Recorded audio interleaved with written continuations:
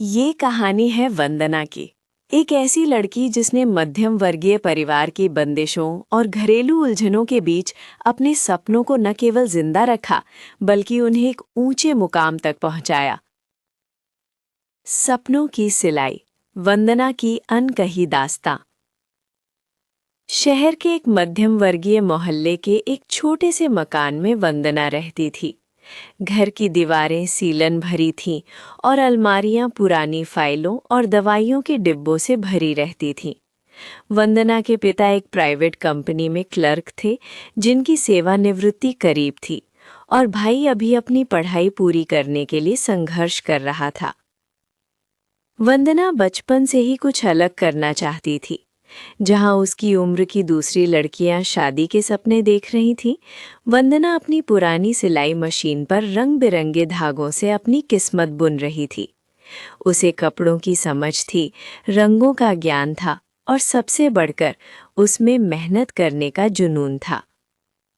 लेकिन घर का माहौल उसके पक्ष में नहीं था।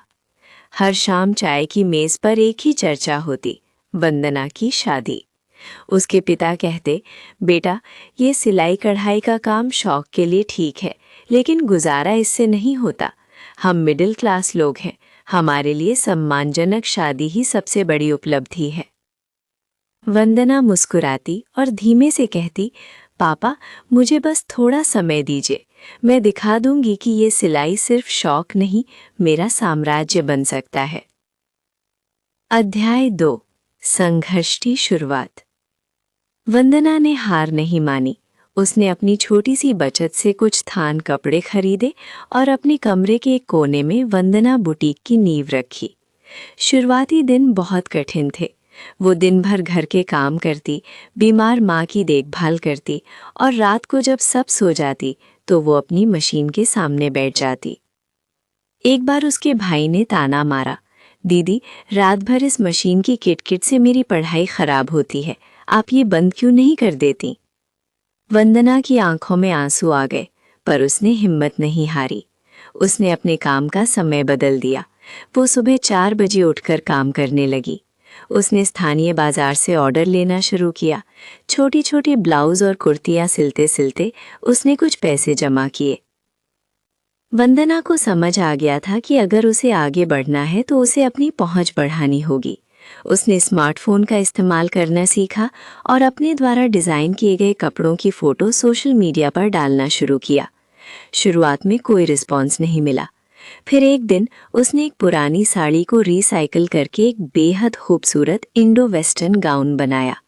उसने उसे खुद पहना और अपनी छत पर एक फ़ोटो खिंचवाई। वो फ़ोटो वायरल हो गई।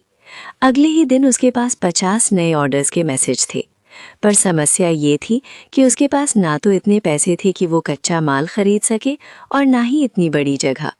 उसकी माँ ने अपनी पुरानी सोने की चूड़ियाँ वंदना के हाथ में रख दी। माँ ने कहा, बेटी, तूने हमेशा हम सबके लिए सोचा है, आज अपने लिए सोच, जा अपने सपनों को पूरा कर। जैसे जैसे वंदना का काम बढ़ने लगा, घर में तनाव भी बढ़ने लगा। उसके पिता को लोगों के ताने सुनने पड़ते थे कि तुम्हारी बेटी घर घर जाकर कपड़े बेच रही है। इसी बीच उसके पिता की नौकरी चली गई। घर की पूरी आर्थिक जिम्मेदारी अचानक वंदना के कंधों पर आ गई। उसी समय उसे एक बड़े एक्सपोर्ट हाउस से एक बड़ा ऑर्डर मिला। ऑर्डर की डेडलाइन बहुत कम थी। वंदना दिन रात काम में जुट गई, लेकिन नियति को कुछ और ही मंजूर था। काम के तनाव और भागदौड़ के बीच वंदना की तबीयत बिगड़ गई। उसे तेज बुखार था, पर उसके सामने 500 कपड़ों की खेप तैयार करने की चुनौती थी। उस रात वंदना ने खुद से कहा, अगर आज मैं रुक गई तो दुनिया कहे भी कि लड़कियां दबाव नहीं झेल सकती। मुझे खड़ा होना होगा। उसने मोहल्ले की उन महिलाओं को इकट्ठा किया जो सिलाई जानती थीं पर घर से बाहर नहीं निकल सकती थीं। उसने उन्हें ट्रेनिंग दी और अपने साथ जोड़ा। वंदना अब सिर्फ एक दर्जी नहीं बल्कि एक लीडर बन चुकी थी। 2 साल की कड़ी मेहनत और पारिवारिक विरोध को झेलने के बाद वंदना ने शहर के मुख्य बाजार में अपना पहला बड़ा शोरूम खोला। उद्घाटन के दिन उसके पिता की आंखों में गर्व के आंसू थे। जिस काम को वे मामूली सिलाई कहते थे, उसने आज उनके परिवार को गरीबी के दलदल से निकाल लिया था। वंदना का बिजनेस अब ऑनलाइन और ऑफलाइन दोनों जगह धूम मचा रहा था। उसने अपने ब्रांड का नाम रखा सशक्त। ये नाम उन सभी महिलाओं के लिए था जो अपनी मेहनत से अपनी किस्मत बदलना चाहती थीं। आज वंदना सिर्फ एक सफल बिजनेस वुमन नहीं है, बल्कि वो 50 से अधिक महिलाओं को रोजगार दे रही है। उसने साबित कर दिया कि एक मध्यम वर्गीय लड़की, जिसके पास ना तो बहुत पैसा था और ना ही परिवार का शुरुआती समर्थन, अगर अपने हुनर पर यकीन रखें तो वो दुनिया बदल सकती है। वंदना अक्सर अपनी पुरानी सिलाई मशीन को देखती है और कहती है, धागे छोटे थे पर उनसे बुने सपने बहुत बड़े थे। जब आपकी मेहनत आपकी खामोशी से ज्यादा शोर मचाने लगे, समझ लेना आप सही रास्ते पर है।